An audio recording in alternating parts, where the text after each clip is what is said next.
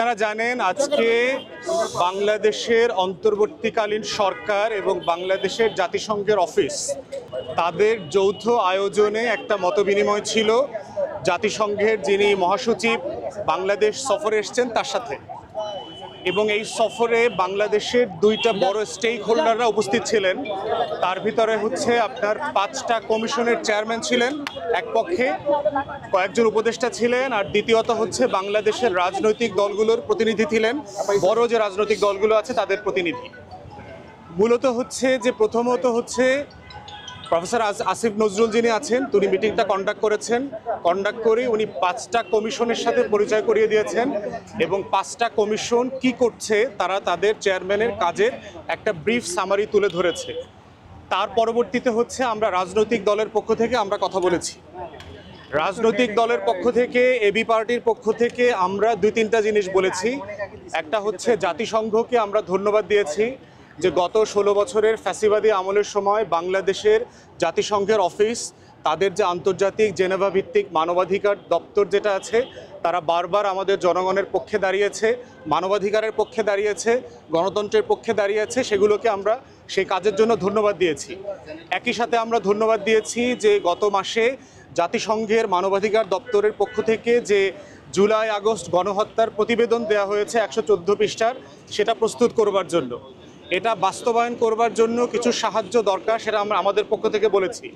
প্রথম যেটা দরকার আমরা বলেছি সেটা হচ্ছে যে জাতিসংঘের 3টা প্রতিষ্ঠানে এখনও পতিত স্বৈরাচার শেখ পরিবারের 3জন আত্মীয় কাজ করছে।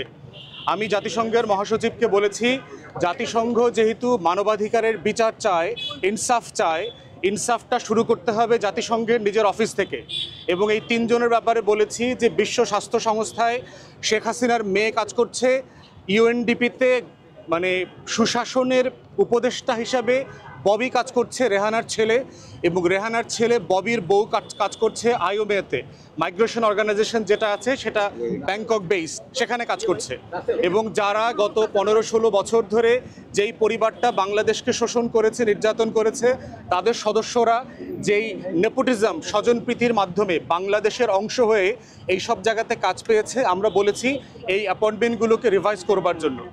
দ্বিতীয় পরামর্শ দিয়েছি সেটা হচ্ছে যে বাংলাদেশে মানবাধিকার, জাতিসংঘের মানবাধিকার কমিশনের একটা অফিস 2 থেকে 3 বছরের জন্য অস্থায়ী মেয়াদে চালু করার সুযোগ আছে কিনা, তাহলে গণহত্যার বিচার, মানবতা বিরোধী অপরাধের যে বিচারের দায় বারবার এসছে, এই বিচার প্রক্রিয়াটাকে দেখাশোনা করা, এটাকে যদি কোনো টেকনিক্যাল অ্যাসিস্ট্যান্সের প্রয়োজন আসে আন্তর্জাতিক মান রক্ষা হচ্ছে কিনা, যেন এই বিচার প্রক্রিয়া নিয়ে ভবিষ্যতে কোনো প্রশ্ন তৈরি না হয়, তাই জাতিসংঘ যেন সেই মানটা ধরে রাখতে পারে, তাই আমরা বোধ করছি যে এইরকম একটা অফিস 2-3 বছরের জন্য স্বল্প মেয়াদে প্রতিষ্ঠা করা যায় কিনা।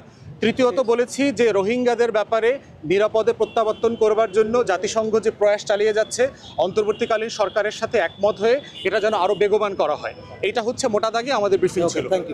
প্রিয় দর্শক, এতক্ষণ আমরা জাতিসংঘের মহাসচিবের যে বৈঠক, ওই বৈঠকের সম্পর্কে একটু ব্রিফ শুনছিলাম এবং এবি পার্টির পক্ষ থেকে তাদের যে বক্তব্য ছিল এই বক্তব্যটা উনি জনগণের কাছে শেয়ার করছে এবং মিডিয়াতে বলছেন।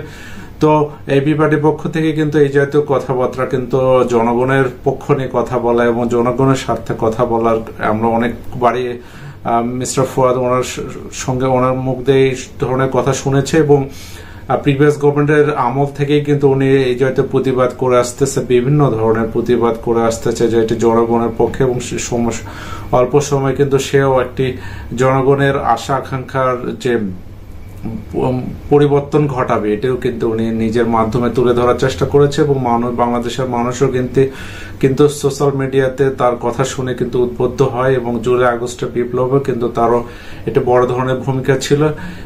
একই সঙ্গে এদেশের রাজনীতিতে তারা যে রাজনীতির ধারাবাহিকতা শুরু করেছে এটিও বাংলাদেশের রাজনীতির জন্য একটি পজিটিভ দিক, যেটি কিছু মানুষ, বাংলাদেশের মানুষ তাদেরকে সমর্থন করে।